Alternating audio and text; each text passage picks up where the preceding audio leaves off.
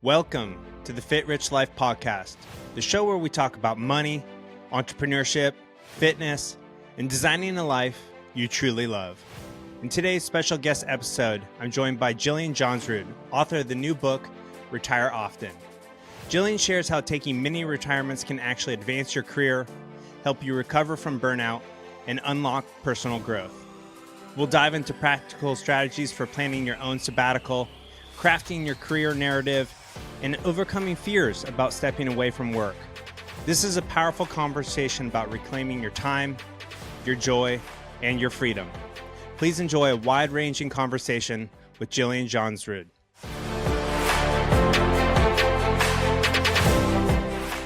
Jillian, welcome to the show. So good to have you back.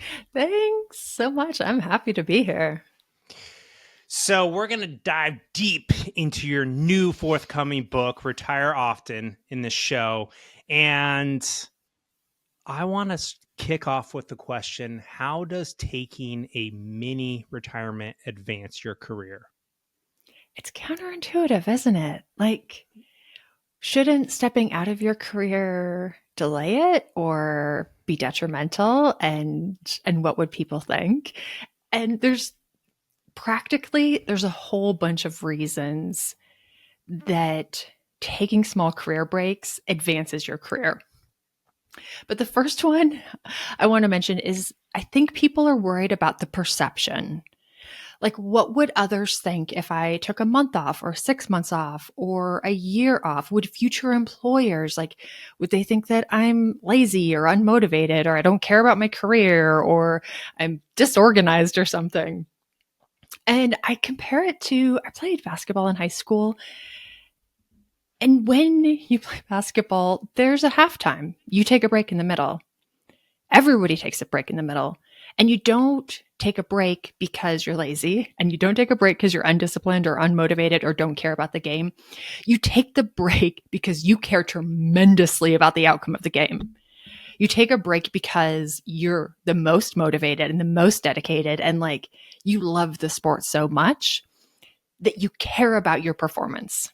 You care about how the second half of the game goes. So you're going to refocus, regroup, reimagine how the second half of this thing can go because you care about the outcomes.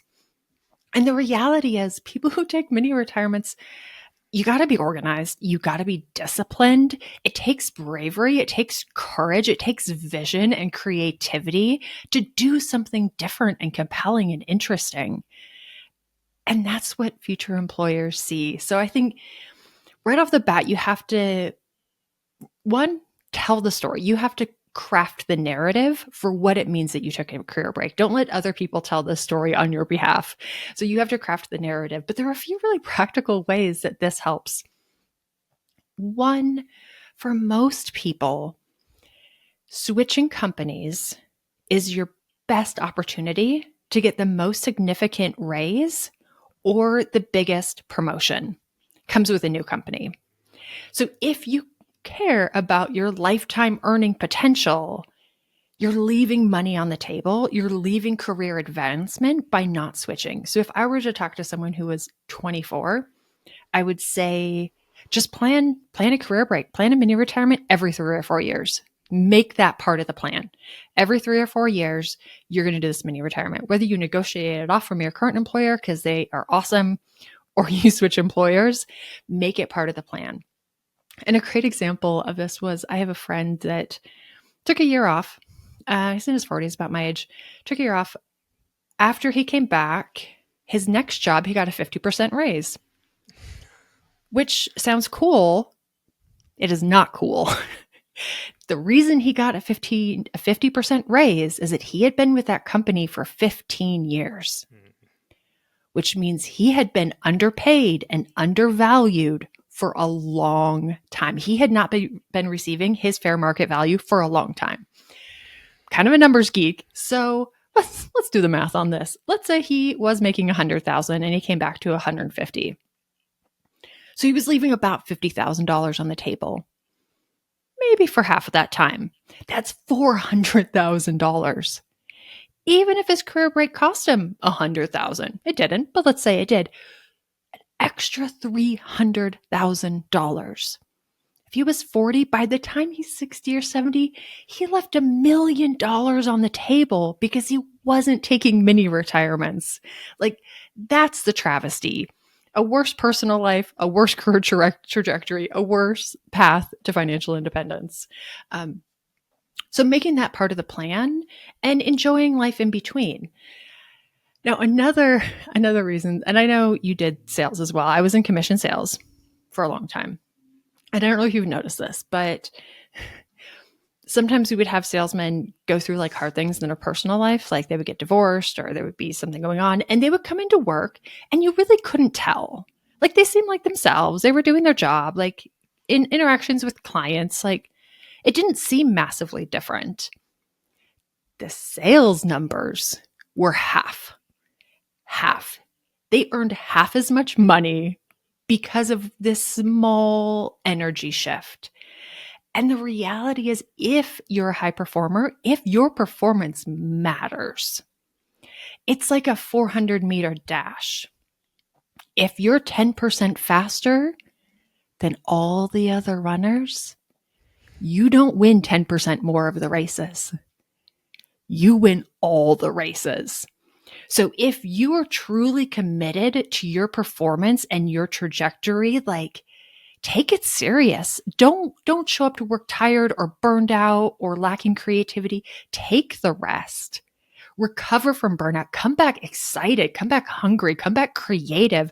Come back willing to outwork every single person there, because it probably will be much more than a 10% difference for people who were like on fire and excited versus people who are like, I'm holding on. I'm hanging in there, guys. Like, I'm tired, but I can do it. Like, the shift in energy is massive. Yeah, it's so true too. Cause like, I was in B2B sales for 10 years, and if you're exhausted and burned out, even though you can kind of like, pretend like you're okay. Oh yeah, you're faking it. Selling is such an energetic thing that if you don't have like a charged battery, like subconsciously your, potential customers pick up on that, and you don't get the sale. And it's so true. And the point that you made about the fact that like someone who had stayed at the same company for 15 years was, potentially underpaid for half that time. That's so true. And there is literally data that shows the people who get the biggest pay increases are those who switch companies. And so like, I love how you are positioning a mini retirement or a career break as an opportunity to level up not only your career, but also your income, which then levels up your path to financial independence, which is really, really amazing. And if you can come back to work and be like recharged, reinvigorated, especially if you're in uncapped commission sales, like you're going to make even more money. And another thing that I know, is part of your story as well, is that oftentimes people use mini retirements to do a career pivot. Maybe you've done something for a long time and you're interested in doing something else. It is so hard. It is so hard when you're tired and burned out to imagine creatively what you would want to do next. Sometimes like you need to exit the forest and be in some sunshine before you can figure out what you want to plant next. And for that plant to actually thrive, you need a little bit of time away. So they're great for a career pivot, but also if you want to step away and up level your skills, there again, many retirements don't have to be for the lazy and bored and unmotivated. If mini retirements, honestly, they're like a Swiss Army knife tool. They can do so many different functions. So in the book, I talk about how it can up-level your personal life, how it up-levels your career and your financial life. And it's called Retire Often versus, I didn't name the book, Take One Epic Mini Retirement and Do All the Things. Retire often. Do this multiple times and give each one a distinct function.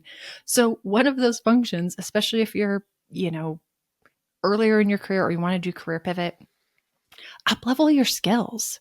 Take classes, take certifications. If you have a demanding personal life and you can't fit in all this professional growth alongside a demanding job, take a little break. You can up level your hard skills, up level your soft skills too. Read some books, listen to some podcasts, go to Toastmasters, take a class on leadership, because that's going to improve your career trajectory. Because there again, it's like, what if you were an athlete and you say, you know what? I think actually I'm going to start to work with a trainer. I'm going to do some cross training, like football players who learn how to do ballroom dancing. I'm going to go all in on being the absolute best version because I care about the outcomes of my career. Yeah, I love it. And, I don't think I've explicitly talked about this on the show before, but, I spent 8 years working in the Hollywood nightclub business. And despite it being an incredibly fun adventure, I knew it wasn't for me long term if I wanted to become the man and the husband that I dreamed of becoming. And that it wasn't a forever career for me. And unfortunately, I picked up some bad habits while I was in that career, namely alcohol and drugs. And that was to kind of numb the pain of knowing that I needed to get out. But kind of to what you said earlier is I didn't know what to do next. Yeah. I had no idea. I just knew I needed to get out of that career. And so my mini retirement was to go back and finish my unfinished degree at Stanford University.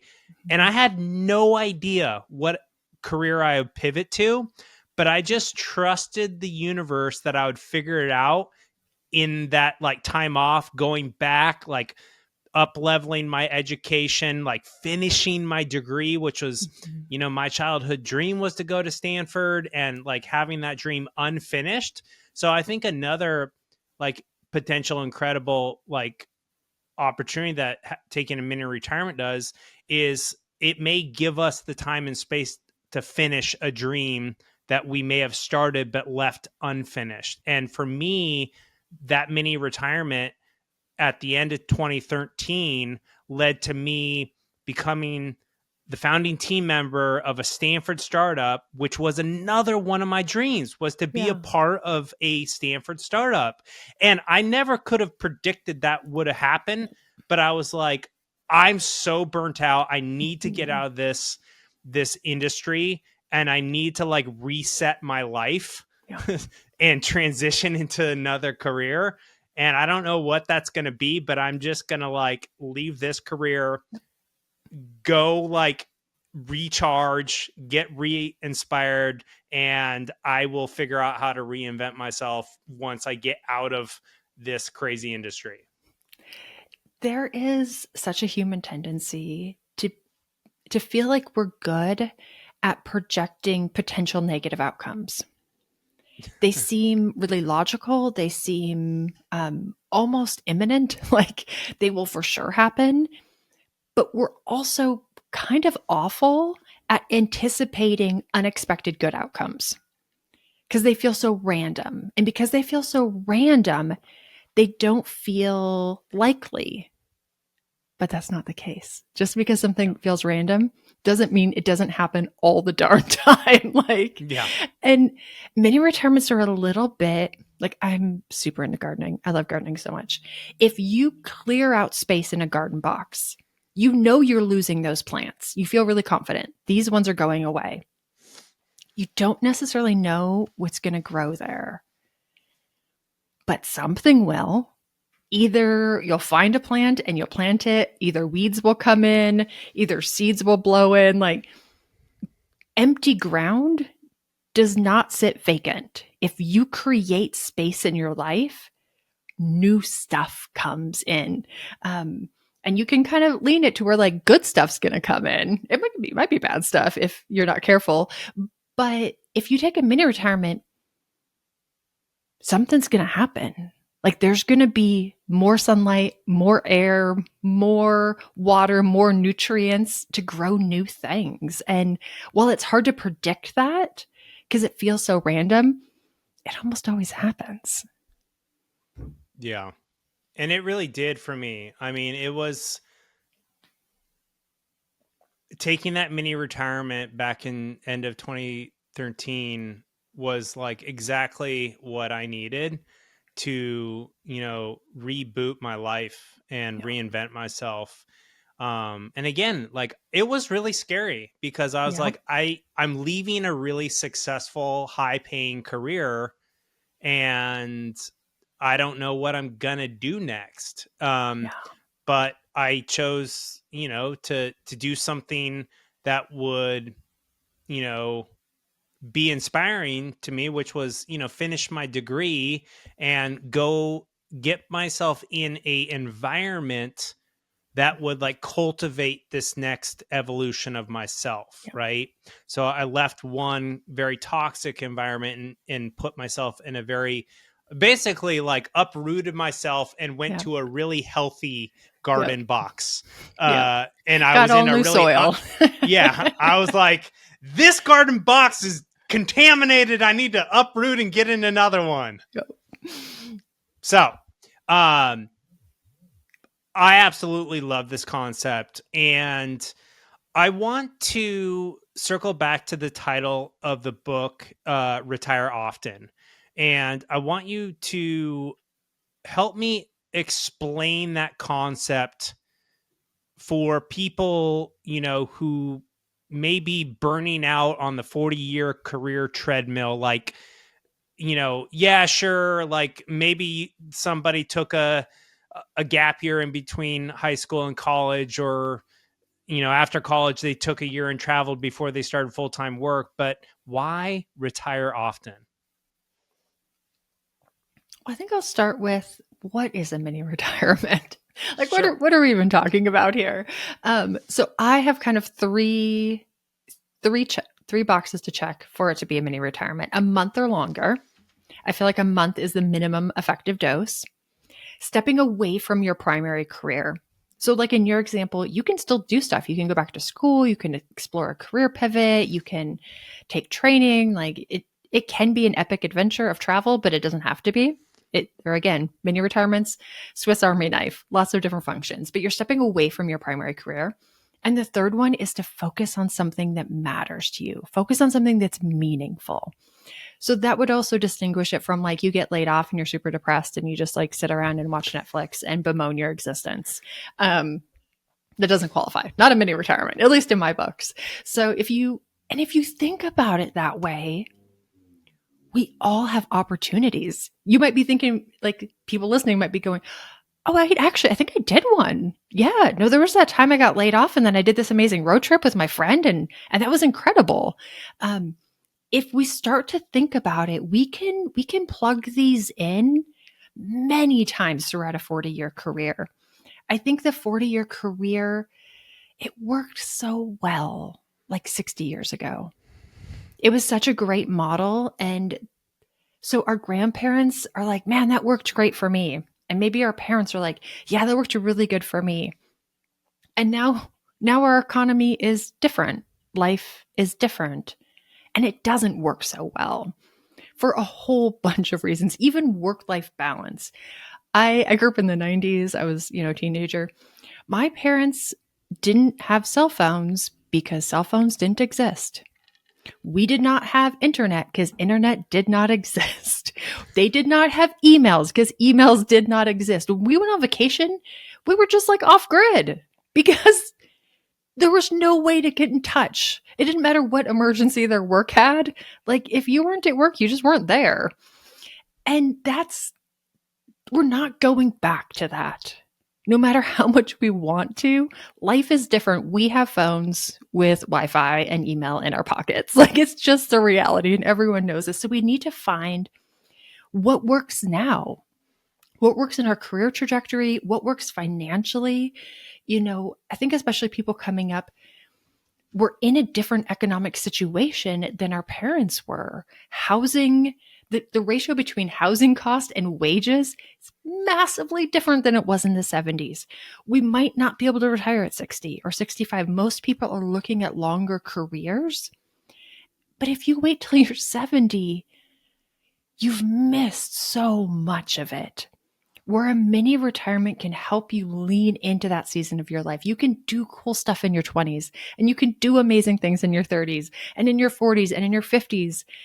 And then when you're in your 60s, you're not like, I'm so burned out and hate life and I've missed out on most of my life. I need to retire right away to try to catch up on all this stuff that honestly, you can't catch up on it. You're not 20 anymore. You don't want to sleep in a youth hostel.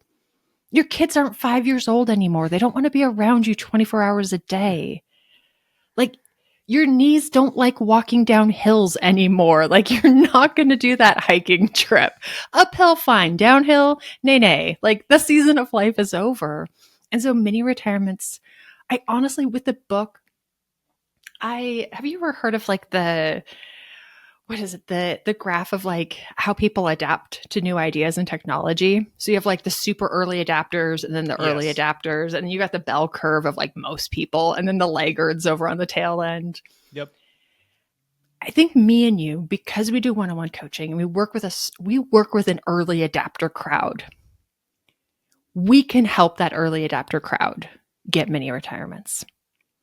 Because they have vision, they have creativity, they're bold, they take risks, they are willing to try something that's not totally proven and guaranteed.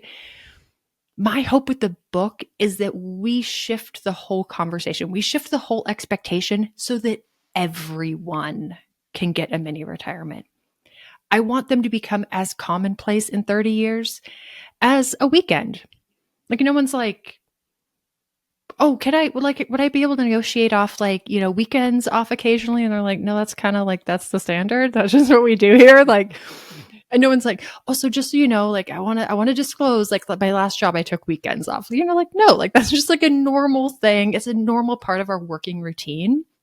And I think mini retirement should be the same. Yeah. I couldn't agree more. I think there's so many different directions we can go, but I think there's one thing that's coming to mind is the seasonality of life. Yeah. And how in the book you really explain that people must take advantage of certain seasons in their life before they expire. And by using a mini retirement, you can do that. So walk me through a couple of the, life bucket seasons that have an expiration date and why it's important to potentially capitalize on utilizing or going after those or filling those buckets before they are no longer available. Yeah, seasons in life with expiration dates. I think there's things that we know have an expiration date. We maybe feel it has an expiration date.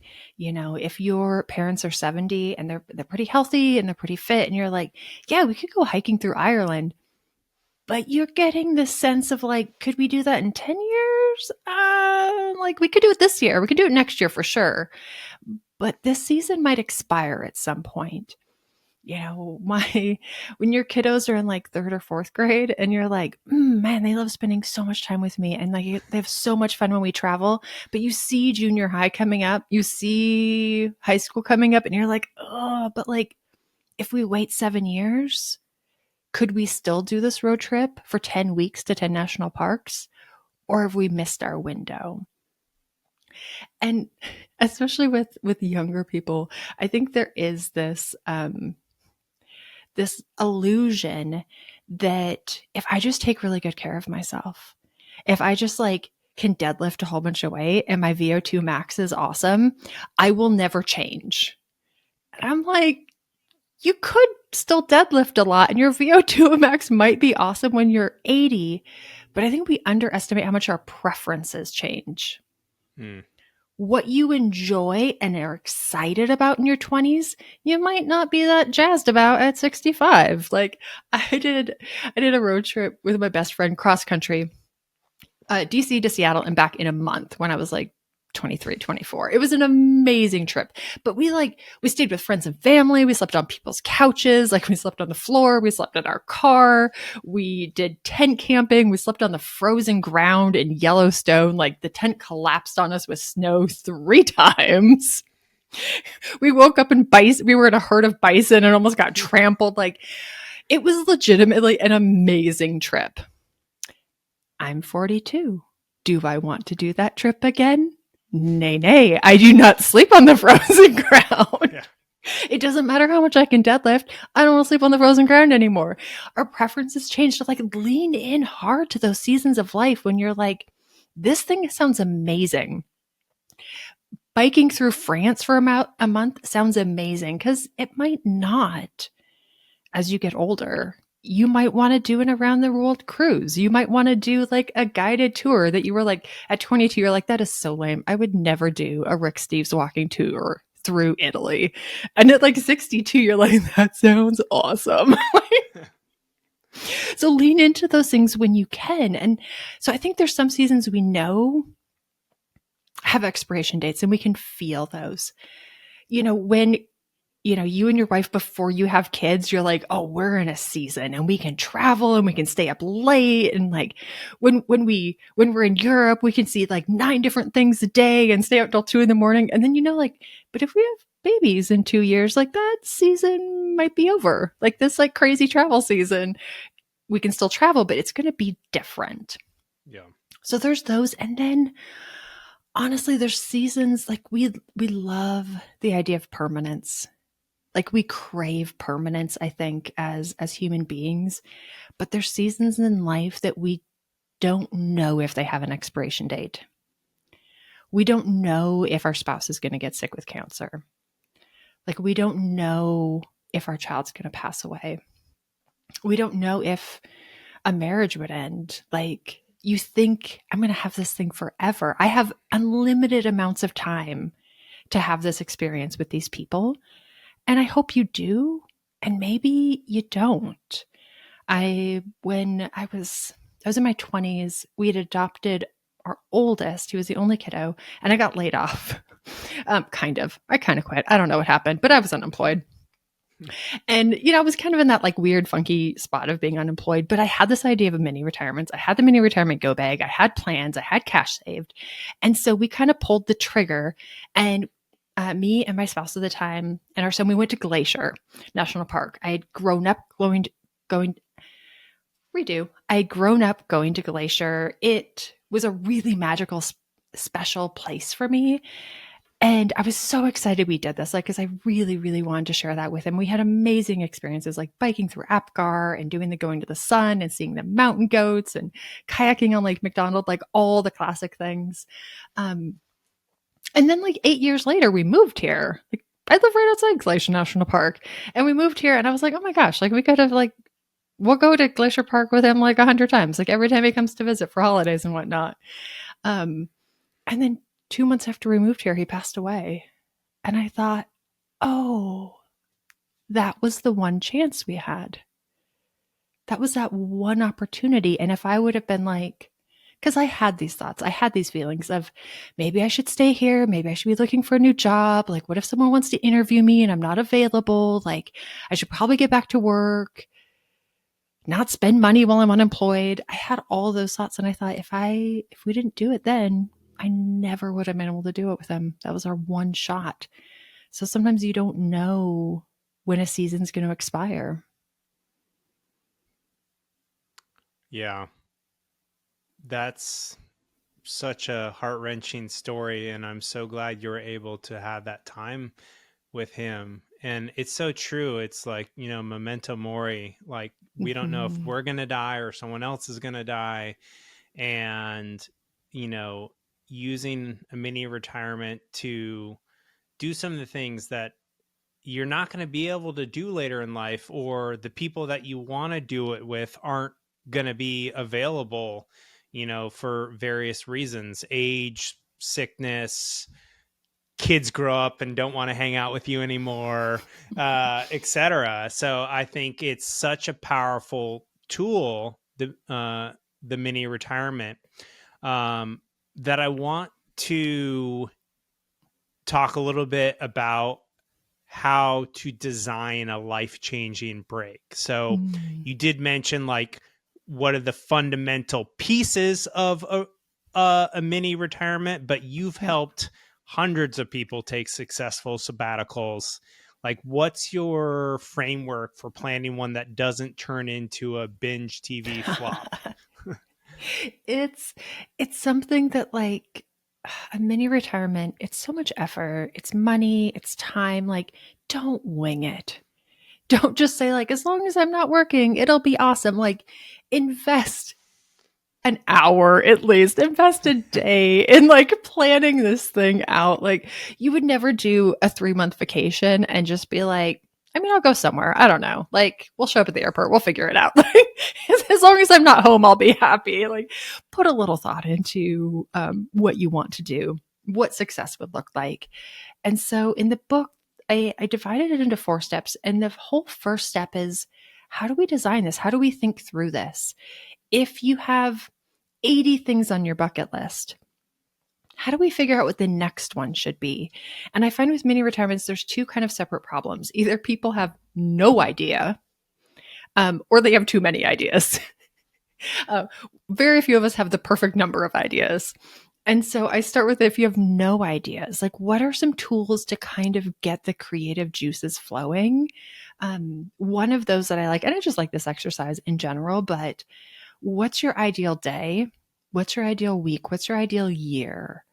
And if you can visualize what that ideal is there a way to use this mini retirement to start to either experience that or start to set the framework so you can kind of maintain some of that moving forward?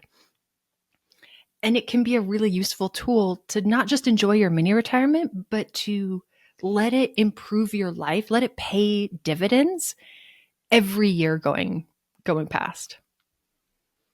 Yeah. I love it. Yeah. In the book, you really map out how to design like a super successful mini retirement.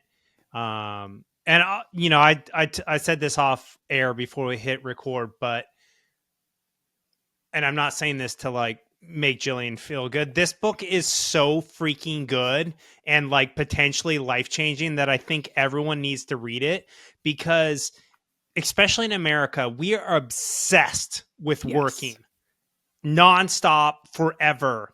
And the number one regret of the dying is that they worked too much, too hard, and didn't spend enough time with their friends and family and doing the things they really wanted to do. And I think this concept of a mini retirement is a perfect way to do those things that you wanted to do. Maybe you just take a month off and like explore that dream or that idea that you had, even if it doesn't work out. Because that's the other thing about the dying is, like, even if they tried to do something and didn't work out, they're still happy because they made the effort. Yeah. Right. Absolutely. And they're only truly regretful when they didn't make the effort. And I just think this is such a powerful tool. And I just noticed on LinkedIn maybe a month ago that like there's now an option on LinkedIn to say career break. Yeah. And I'm like, thank the Lord. Yeah. We need to encourage this because like workaholism is like a pandemic in America. And I think the mini retirement is like the perfect antidote to the America's obsession with work.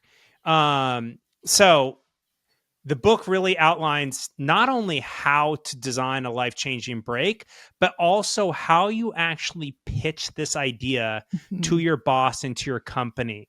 So I don't want to go through everything, but give us a tool or an idea or a strategy, because I know everyone listening to this is like, sounds nice. Yeah. My company, my boss would never let me take a sabbatical.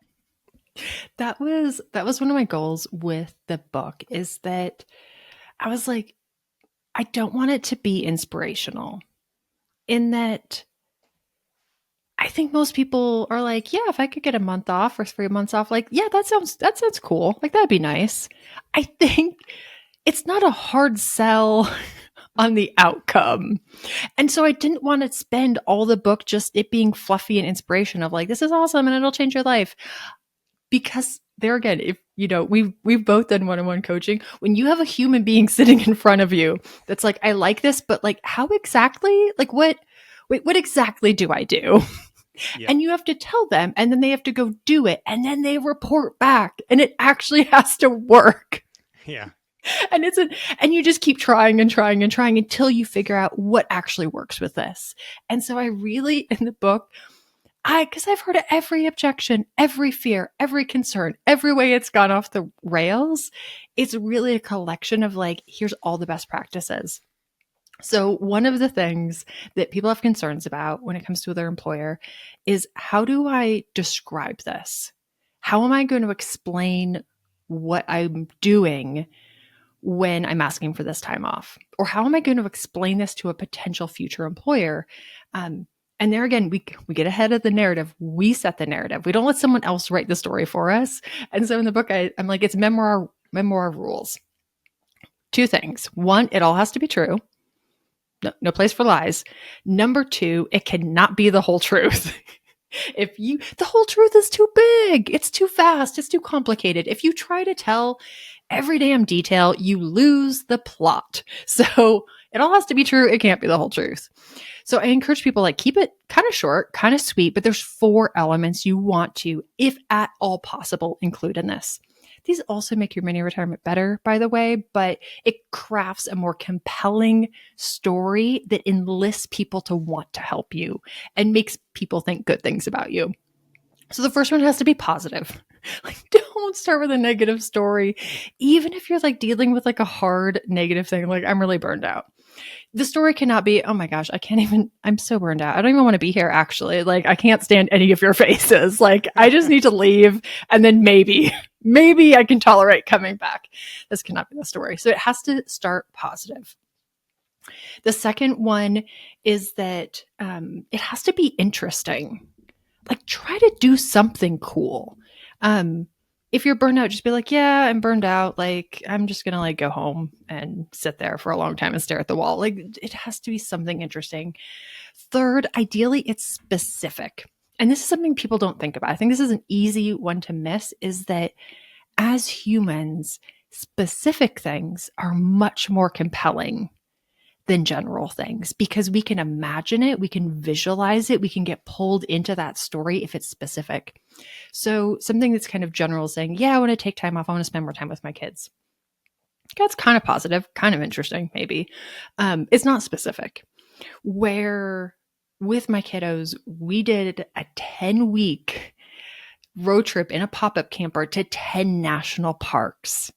That's very specific. It's positive, it's interesting, and it's specific. And then the 4th element, if at all possible, that you can include is make it a one-time event. Make it something that people assume is a one-time event. This isn't like you're going to be asking for, a month off every summer because you like to boat, something that's one time. So anniversaries, birthdays are great for that.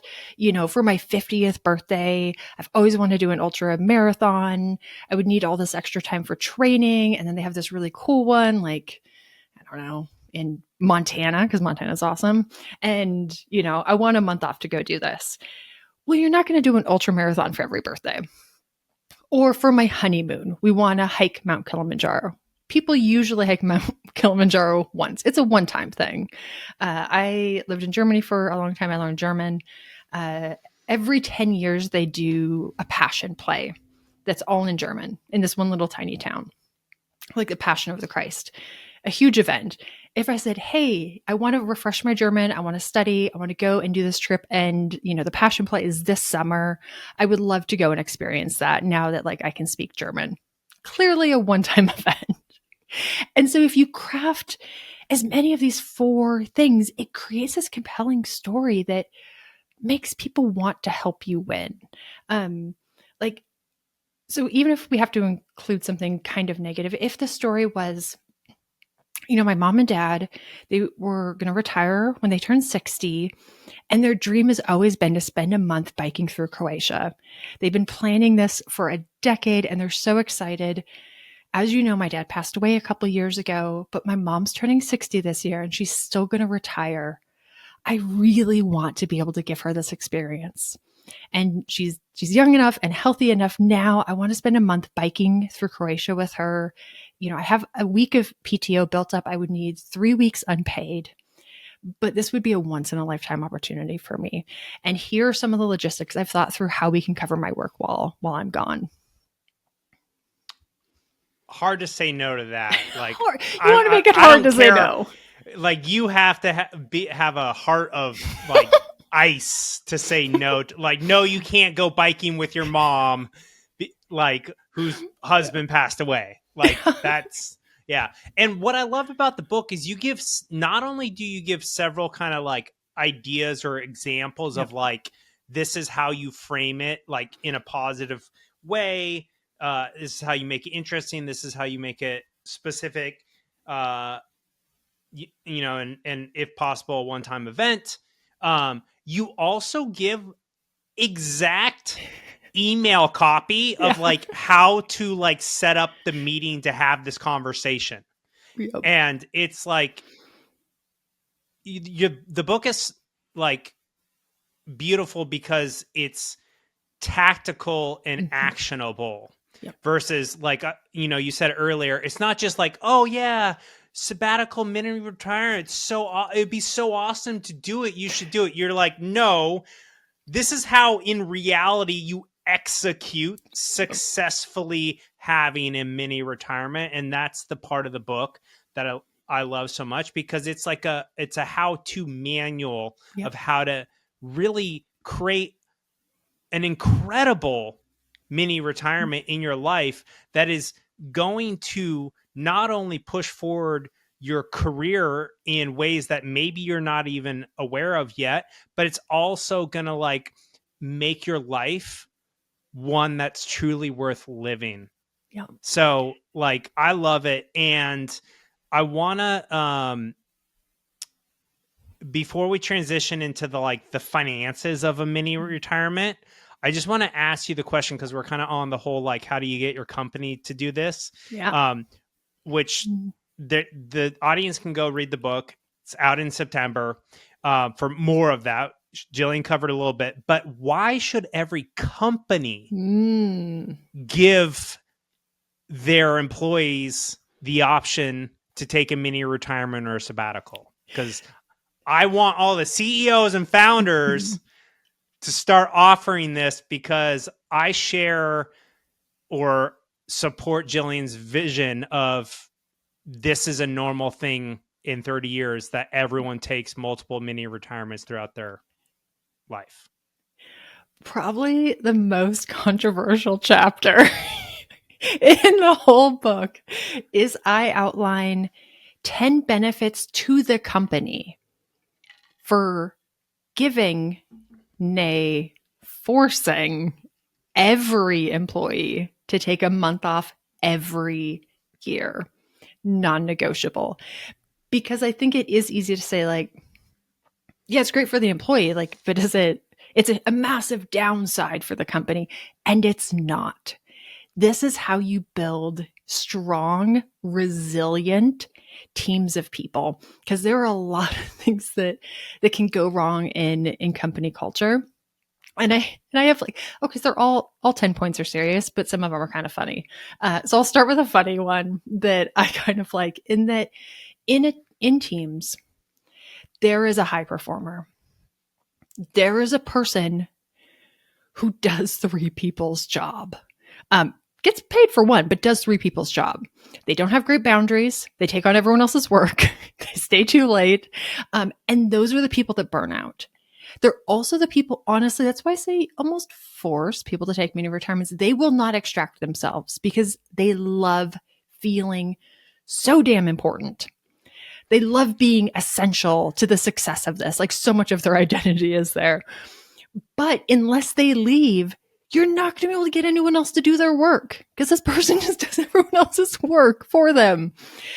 So it does two things. One, if you extract everyone, you give the high performer, honestly, probably the only true chance that they're going to have to rest and recover and come back extra awesome. Because those high performers, when they go on vacation, they're checking their emails because they're essential. No one can do this without them because they're doing it for everybody. They don't disconnect. You have to like force them out of the building and keep them out for a month. But on the flip side, so that's great for companies. You want to take care of those high performers because they are like the best value for the money of anyone in your company. On the flip side, there are people on that team who do 30% of a job.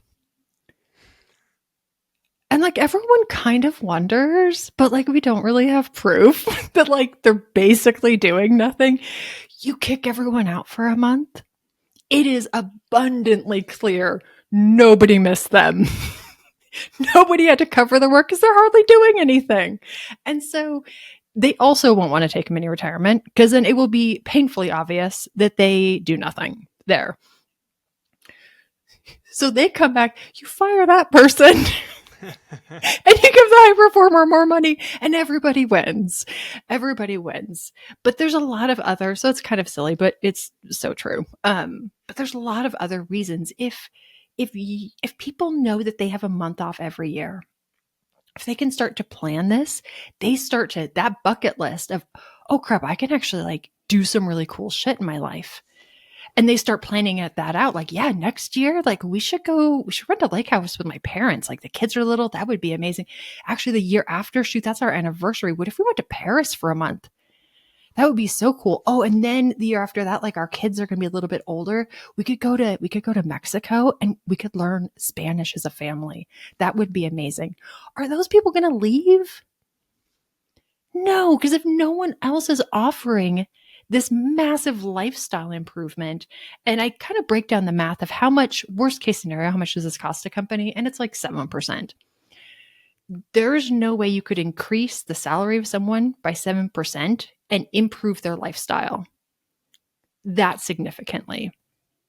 If they're making $100,000, that's an extra $7,000 a year in salary. Like this is not life-changing amounts of money, but if they get a month off to do exceptional cool things and to take care of themselves and to take care of people they love and to invest in their hobbies, like it's a massive lifestyle improvement.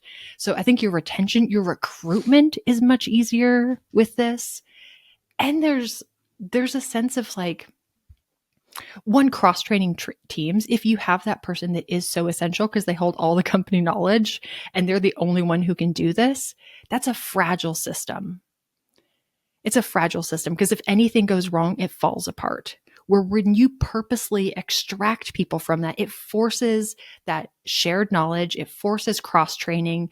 It allows other people to step up into roles that you maybe want to be able to promote them in. Like you get a 1 month test run before you actually promote that person. Like there's so many advantages to companies.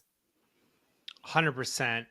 Yeah. And I was writing that down. Like one of the biggest things that, the larger a company gets, the more this becomes a problem is, there's like this, like knowledge sharing, like gets harder and harder. And then it's like this one person knows how to do all these different things, but no one else knows how to do it. And, bad things happen. People get cancer or, they pass away or they quit.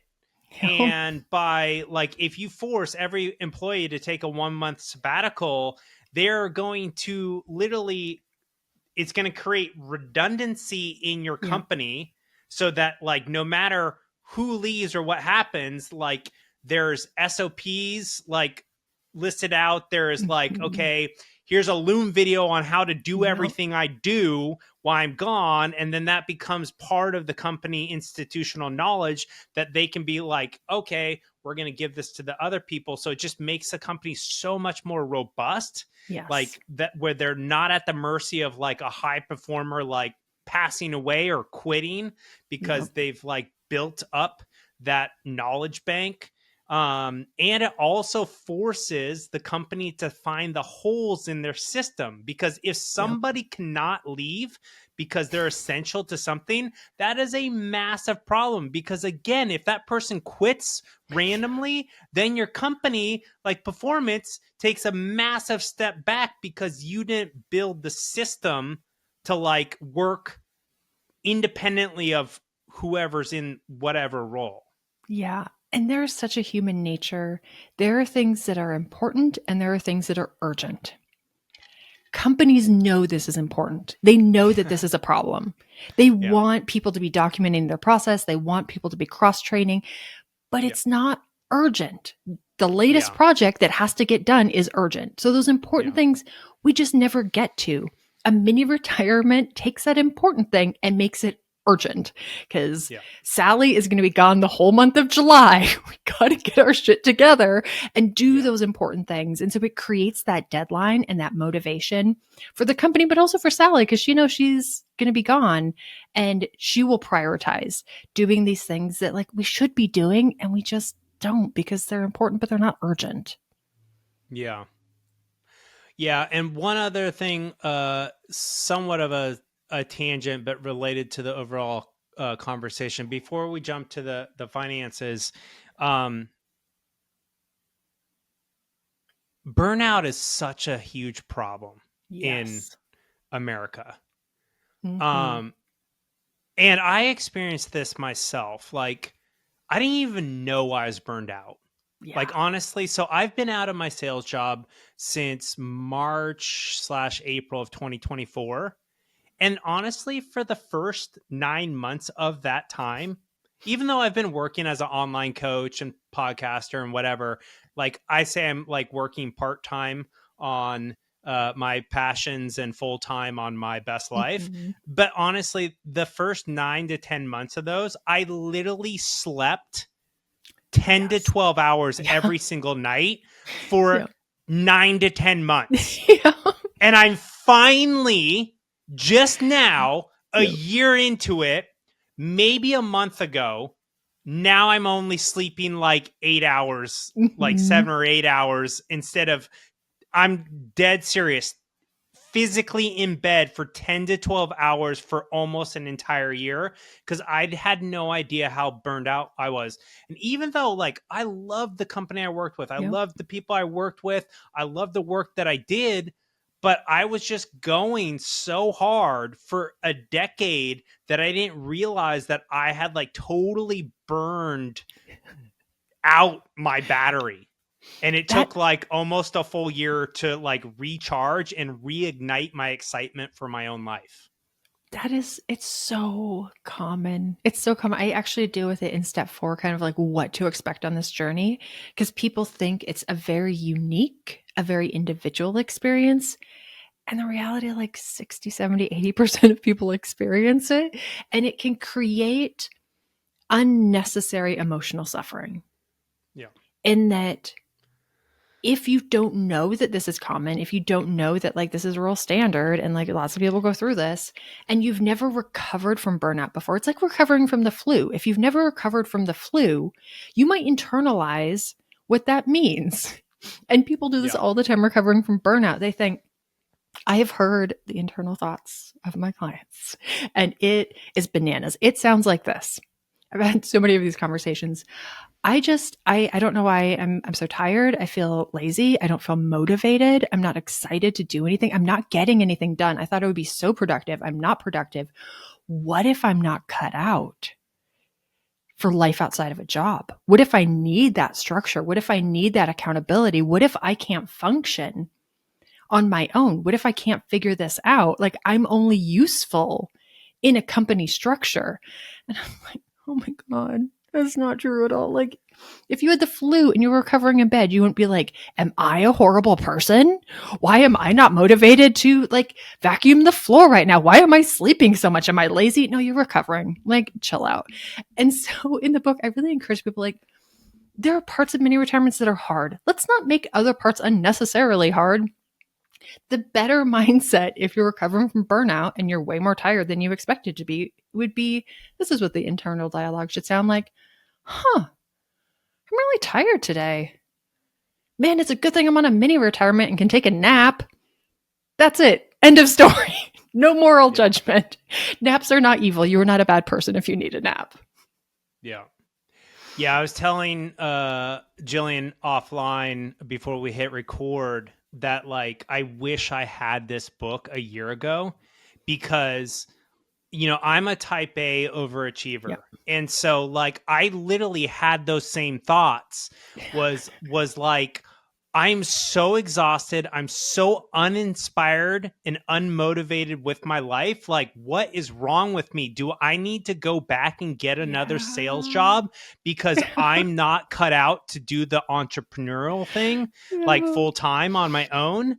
And like, I was seriously doubting myself.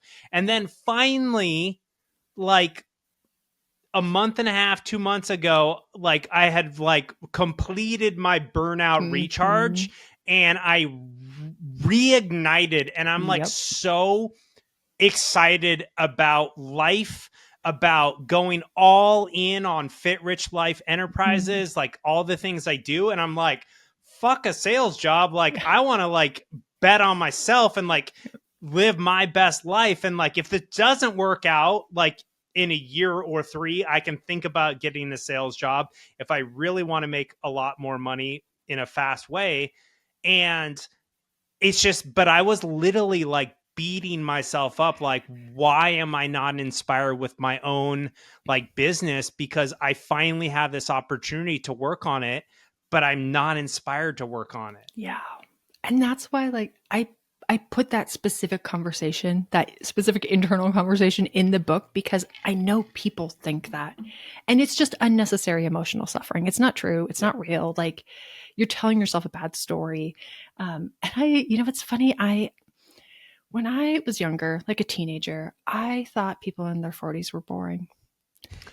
I thought like what do they even do? Like, they don't seem interesting. They don't seem excited. They don't have goals. Like they don't seem really ambitious. They're just like moving through the motions. And then I got into my 40s and I'm like, oh, we're tired. Oh, we're just really tired. And a mini retirement, it feels like aging in reverse. Yeah. 6 months in, like I'm 42, 6 months in, you're like, I feel 35. Oh my gosh, I have like so much energy. Oh, this feels good. My body feels good. My mentally feel good. Another 6 months in, you're like, I feel 30. This is crazy. 2 years in, you're like, dude, I'm 25. Like I am jazzed and ready to go. And then if you keep going, you're like, I'm 16 again. This is awesome. But you're like smarter and wiser. And like, it's the best of both worlds. Like the idea of like, youth is wasted on the young. Like you can feel young if you're just not burned out and like stressed and overwhelmed. And I want to speak to one point because whenever I speak at a lot of conferences and events, and I always get this question. If people are burned out, there's a very shy hand in the audience that goes up and says like, is it okay if I take FMLA to recover from burnout? Like, am I allowed? Am I a bad person if I do this? And there's this undercurrent of, is mental health health? Does my mental health matter? Does my mental well-being matter? Yes, mental health is health. And I encourage people to think about it if you're like in that spot, because they're again, I've heard this internal dialogue and it sounds like, yeah, it's really hard and I'm really struggling, but you know what? It's okay. Some people have a tremendous capacity to suffer. I have a tremendous capacity to suffer. I can stay in bad places far too long. Like good Montana heritage here. So some people have a tremendous capacity to suffer.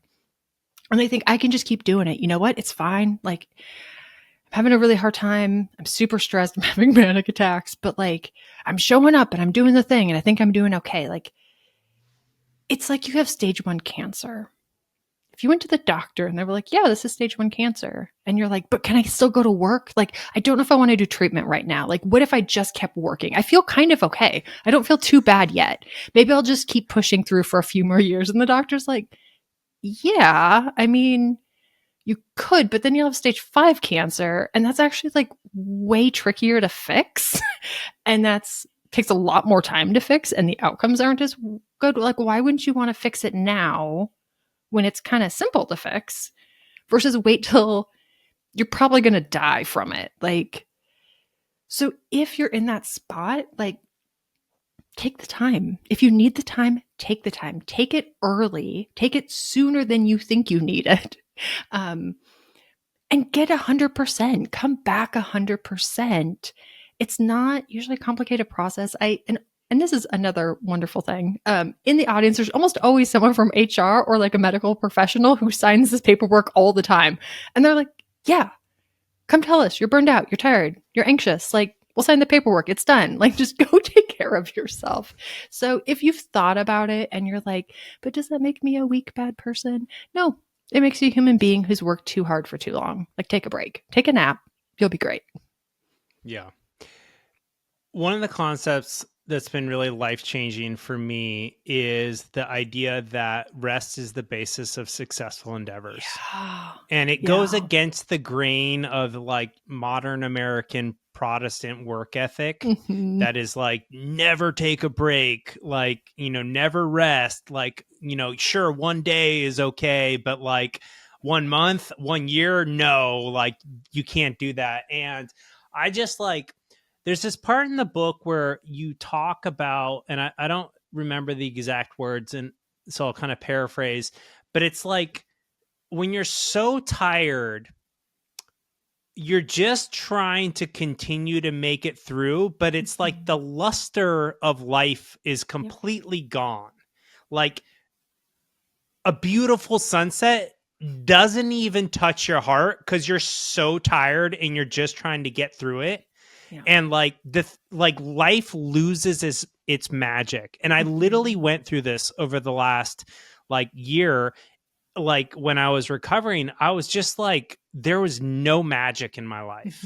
And I was like, literally to the point like, okay, maybe I need a job to like just be motivated to continue living. But then I got enough rest and two things. Because I'm in the middle of this, but it just happened in the last 2 months, is I found for myself the business partner I needed to take my online business to the next level.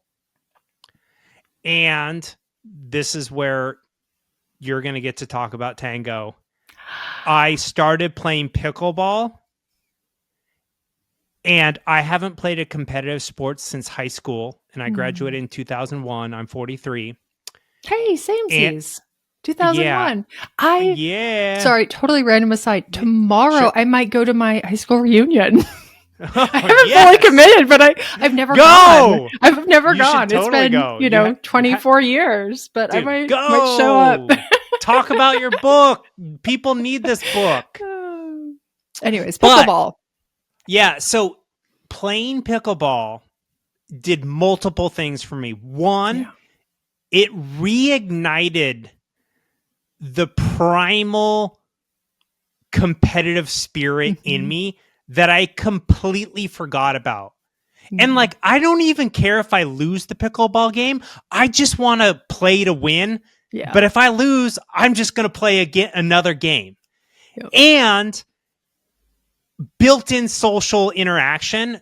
It's like I've literally met like in the last 2 months, I don't know, 60, 70 new people. Yeah. And I'm like so excited that it reignited my passion for my fitness. So now when I go to the gym, I'm like so excited about my workouts again, because every workout now has exercises to support me becoming a better pickleball player. And it's like, I'm so obsessed with pickleball right now, but it's like literally made me feel like a crazy, happy, magical child again. Yeah. And like, I think, you talk about this in the book, part of a successful sabbatical or mini retirement is like doing these things that like feed that inner child. So like I know you've been into getting into tango, and I'm sure this has awakened some, primal part of you as well.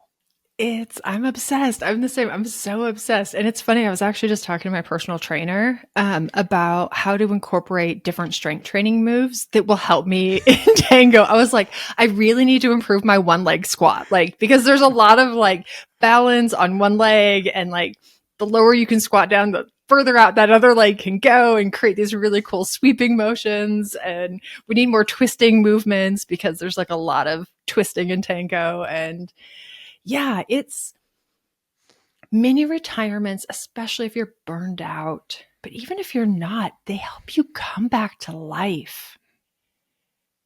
It's just a regrowth. And so I live in Montana. We have lots of forests. We have lots of forest fires, unfortunately. But when you burn down the whole forest and there's an abundant amount of light and an abundant amount of water and an abundant amount of resources, it takes a season for it to rest. It rests. We usually have forest fires in the fall. It rests all winter. And it starts to grow back that next year. But that second year, that growth that comes out is intense, and it's neon green. It's not even a normal color green because there's no competition. It has everything it needs to grow like a crazy person. And that's what a mini retirement can give you. Like I said, in a garden box, you clear that stuff out and new stuff can grow, but it doesn't grow at if you were to plant a plant in a very established forest, very limited light, very limited water, limited resources, it would be okay. It would, you could have done pickleball maybe when you were working 60 hours a week, and it would have been there. But when you have the time and space for it to be oh, this is a passion. I have the emotional energy. I have the mental energy to be all in on this, like a weirdo. It's a whole different kind of vibe. And yeah, I took a month off. So mini retirements can also be like a capital investment, like in a business. You make this big upfront investment that's going to pay you dividends. It's going to increase your profitability for hopefully decades afterwards. That can be a mini retirement in ourselves. I took a month off to learn tango because I met this guy at tango who's I don't know how old he is, 75, 80. And he's incredible. He knows all the dances. He knows I don't know, 15 different styles of dance. He is so fit and so agile. And he has all of these friends, and he goes to dance conferences, and he dances all night long. And his dance card is always full because everyone adores him. He's just the coolest human being. It's not even I want to be like him when I'm 75. No, I want to be like this dude right now. He is awesome. He is outpacing me in every area of life. But I thought, and this is an exercise I kind of talk about in the book, but I thought about, okay, if I imagine my 80-year-old self, if I mentally and emotionally picture myself being 80, what would she think about this? I took a month off. I spent $1,000. I learned how to dance tango. But now she has all these friends, all these social opportunities. She's out of the house all the time. It's very mentally stimulating. She's physically active. She has great balance, and she's agile, and she's traveling to all these places, and she has tango friends all over the country. And she was like, oh, fuck yeah, we're doing that. That was an awesome life choice. Best life choice you made. And and this is kind of weird, but when you get older, all people, we need to be touched. And if you're older and single, if your spouse dies, you need a hug. You need human contact. And dancing at a milonga, a tango tanda is a 12-minute hug with another human being. And it just does something so good to our souls to be connected and paying attention and attentive to the human being that is in front of us.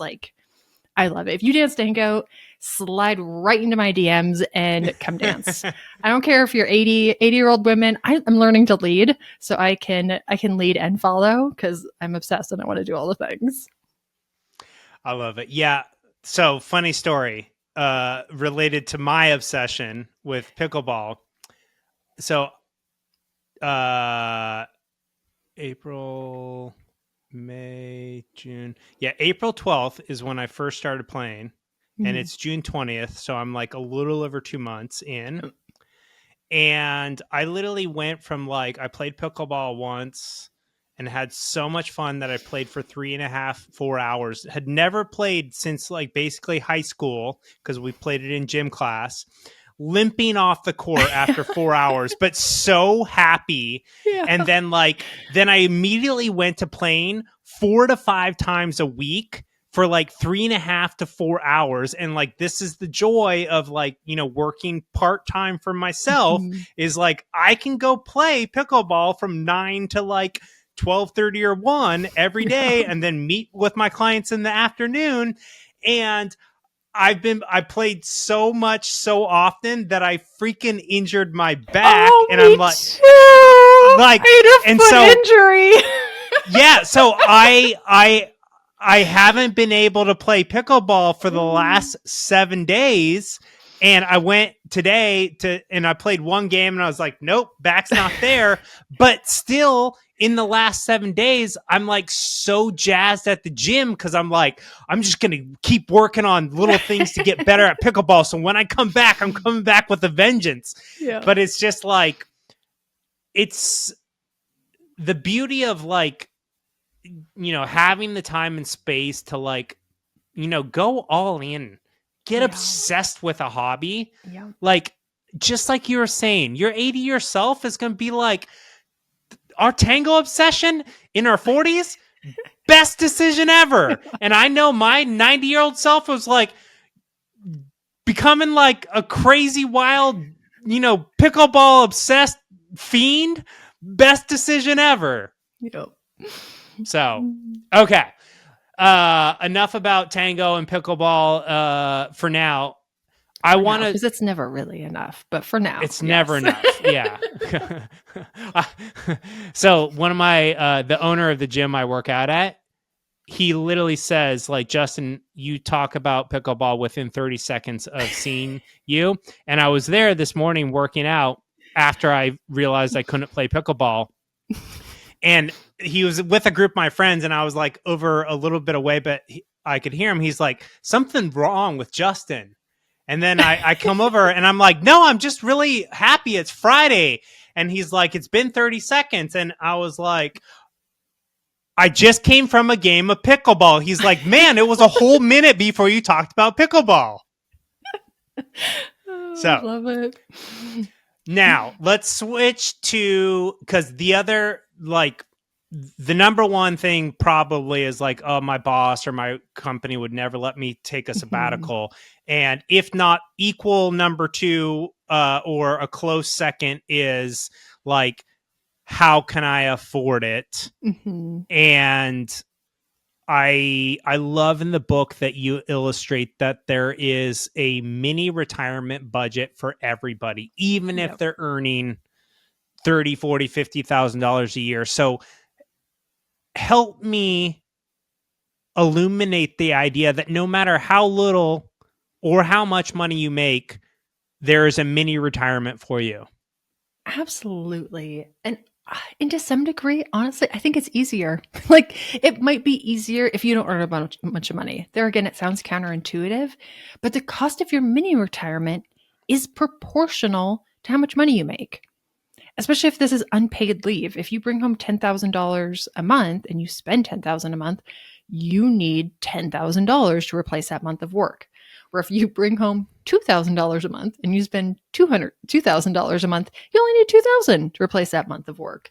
And I've done this in all different salaries. Like, throughout, I did not start in a high-paying career. I actually never really had a high-paying career. So I've done this on all different budgets.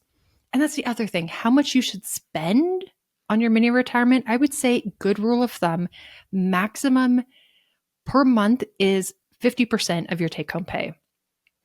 So if you bring home $10,000, make that budget up to an extra $5,000 a month for this. If you're only bringing home $2,000, spend $1,000, up to $1,000 on this mini retirement. Make it proportionate. If you only bring home $2,000 a month, like, you don't need to be doing an around the world cruise. Save that to later in life.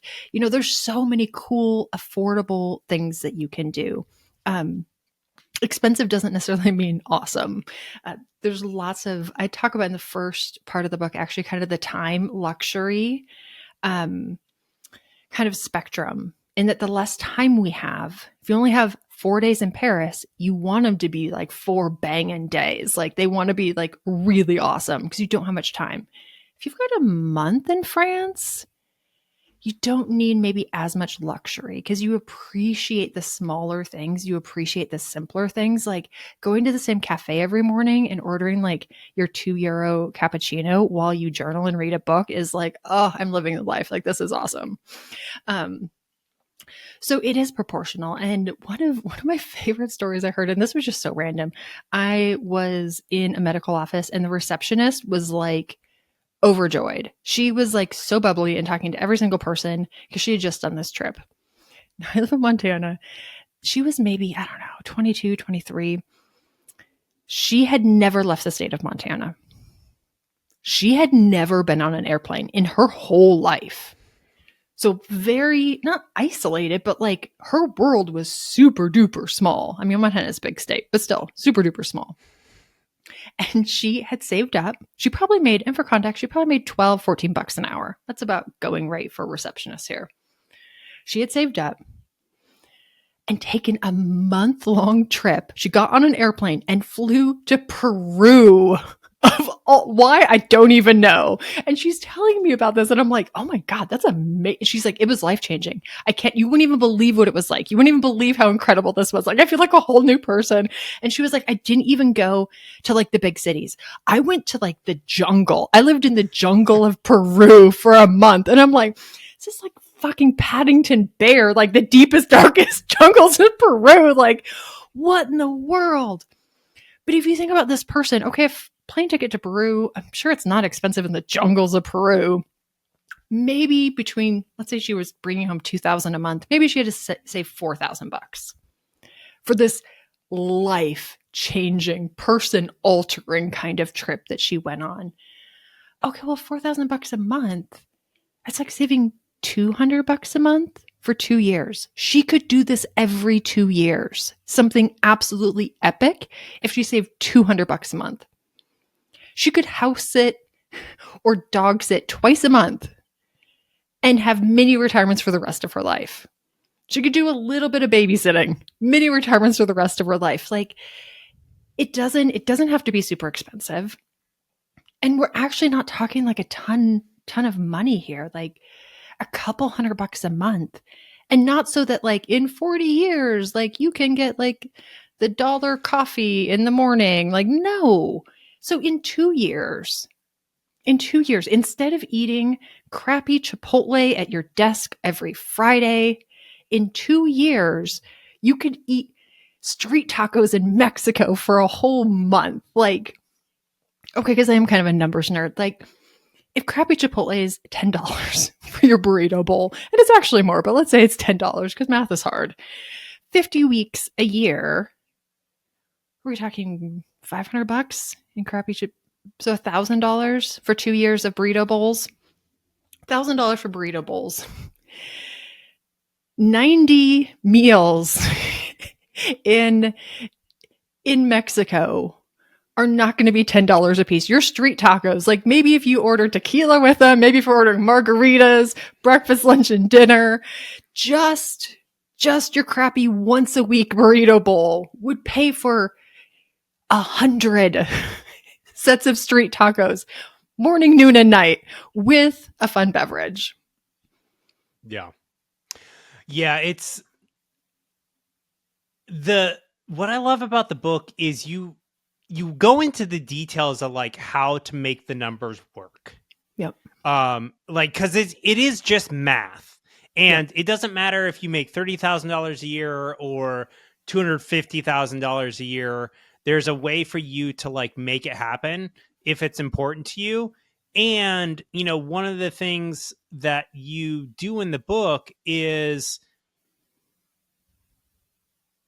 planning a mini retirement is such an incredible exercise to empower someone to master their finances. Mm-hmm.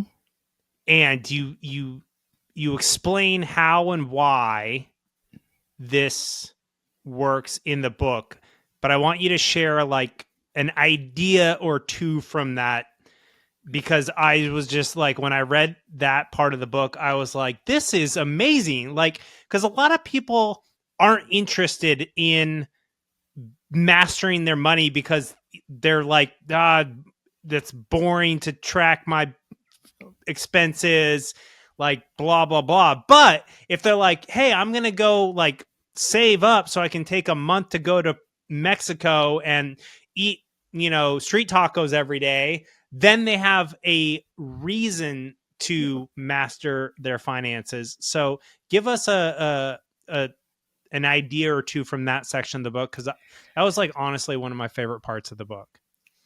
I love money. I love budgets. I love index funds. I love compound interest calculators. Like, I've always been so geeky about that. And I get for other people, it is just dry as sawdust. Like, there is no joy in a spreadsheet. There is no joy.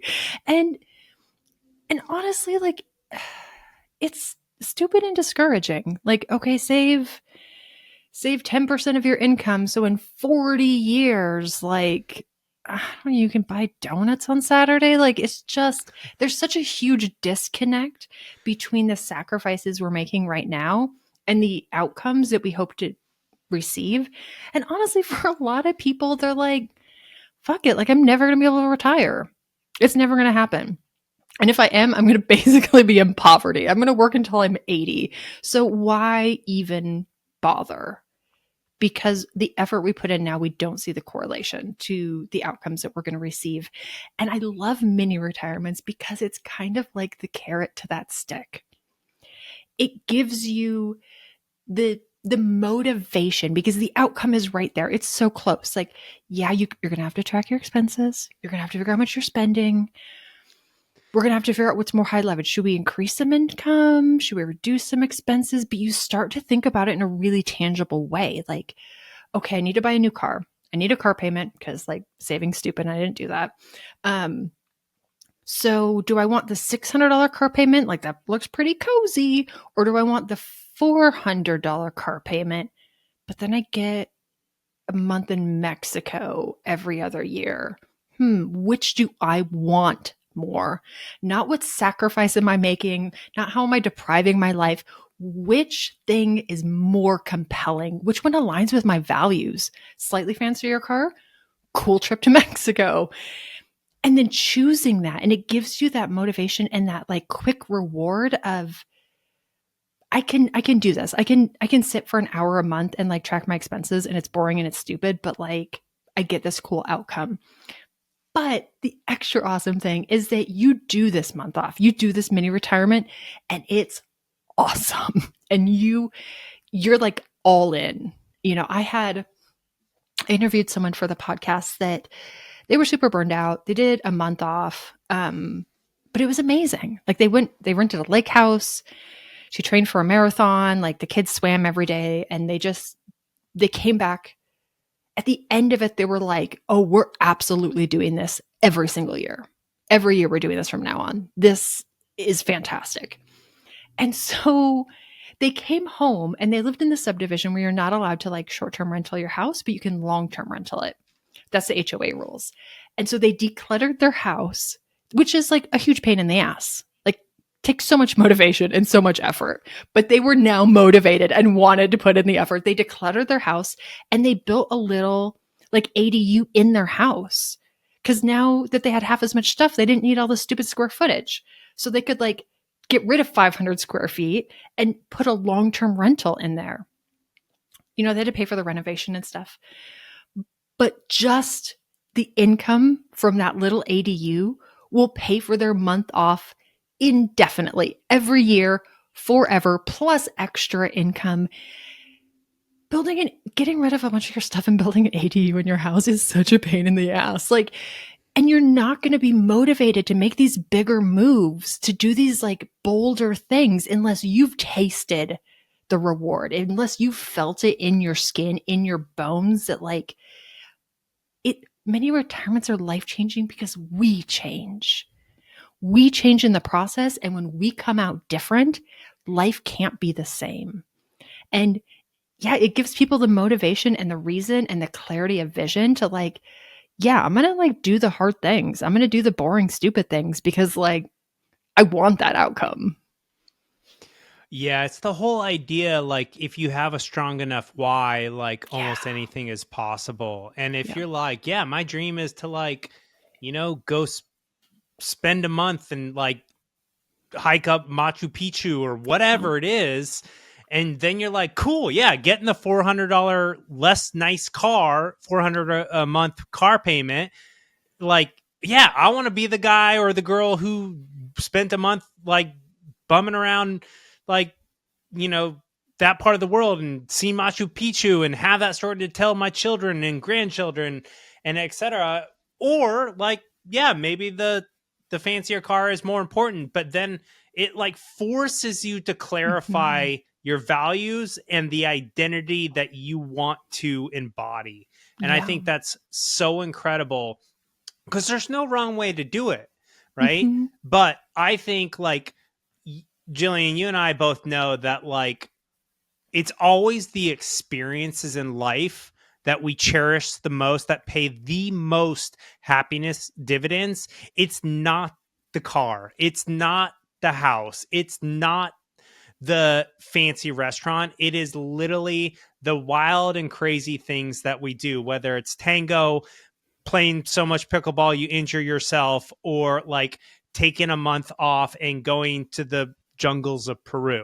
Like that's the stuff of a magical life.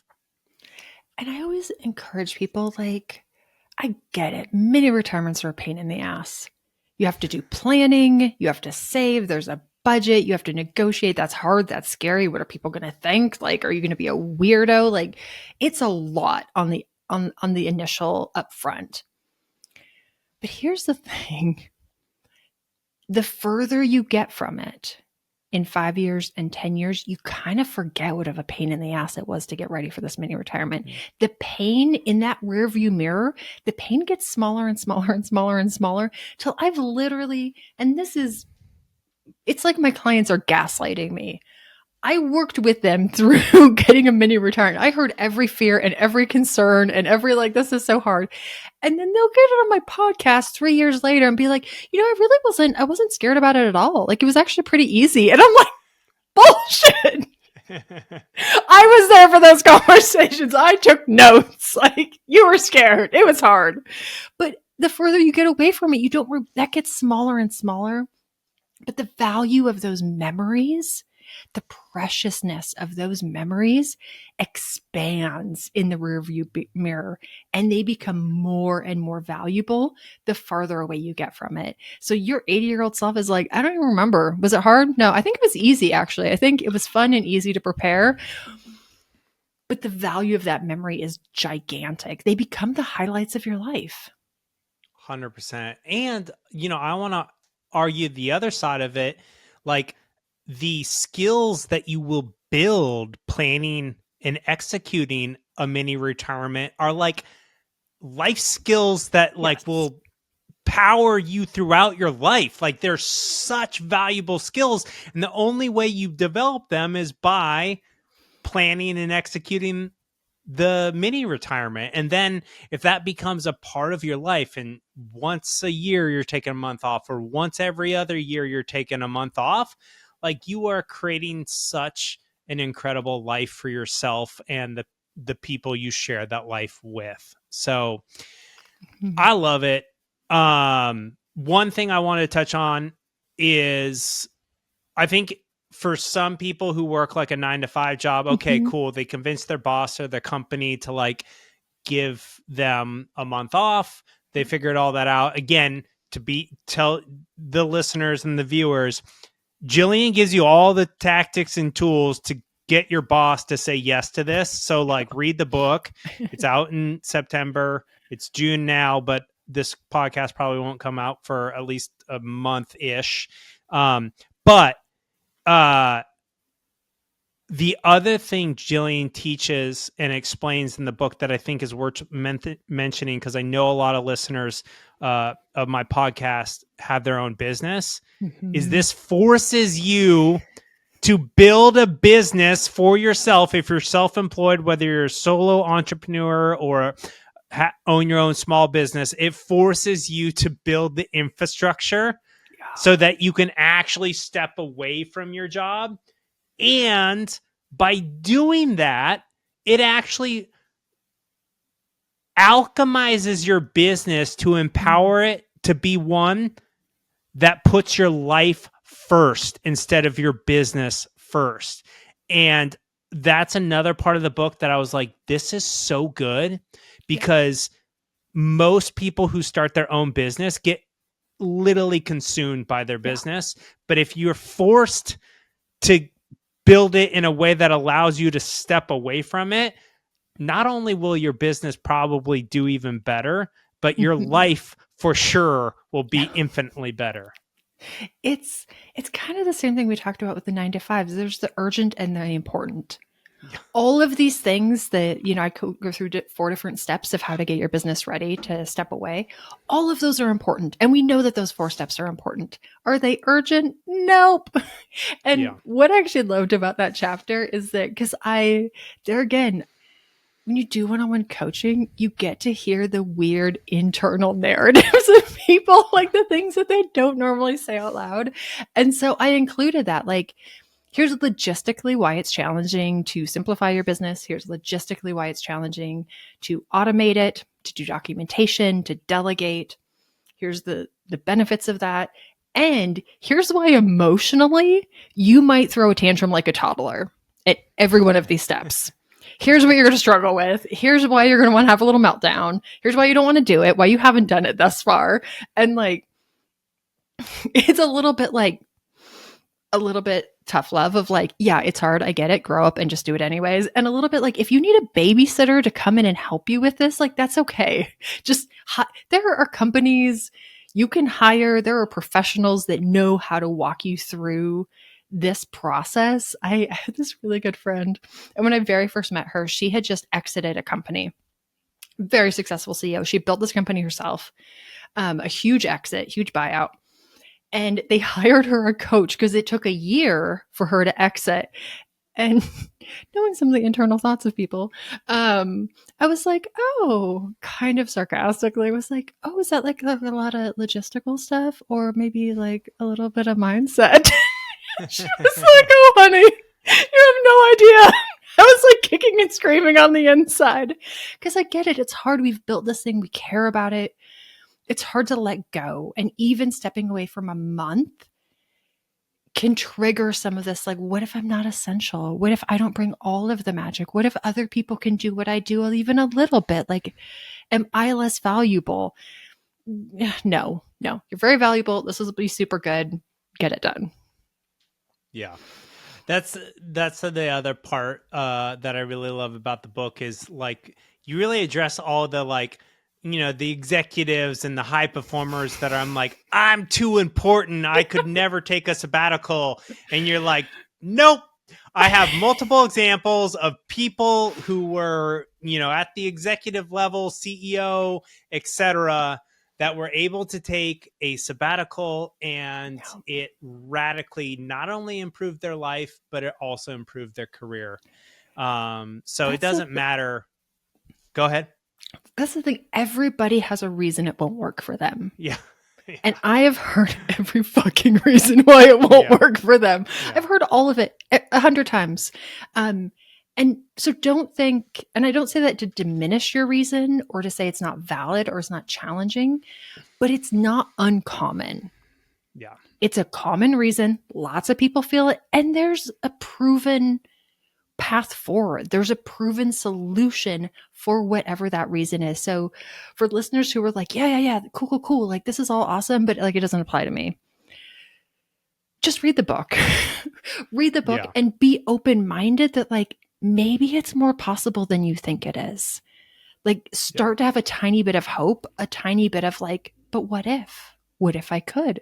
What would that look like? What are little steps I could start taking that would make this more probable that it's going to happen?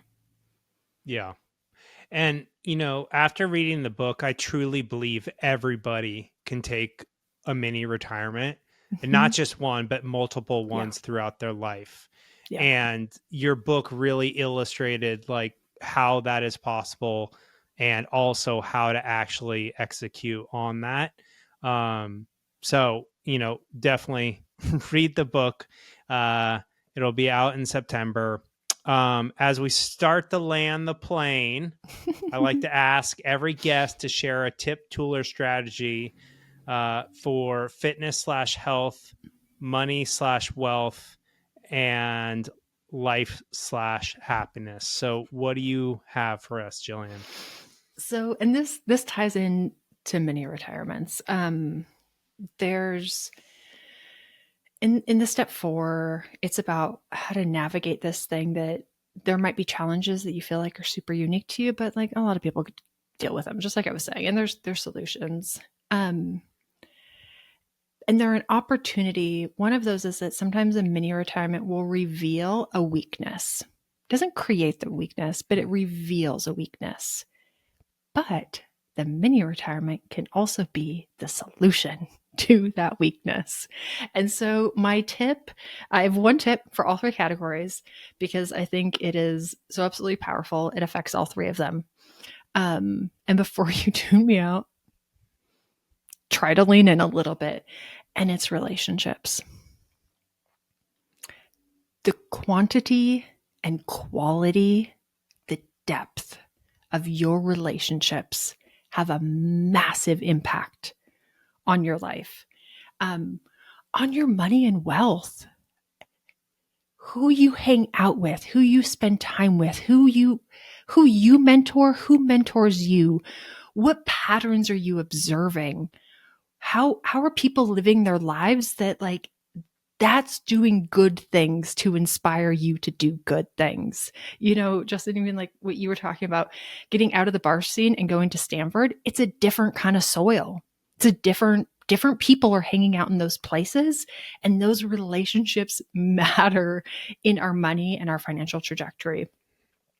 In our health, in our fitness, one of the best indicators of our health at like 65, 70, our walking speed, the quantity and quality of our relationships impact all areas of health, all areas of our fitness, how long we live, how happy we are. And that's it, life happiness, the quantity and quality of our relationships.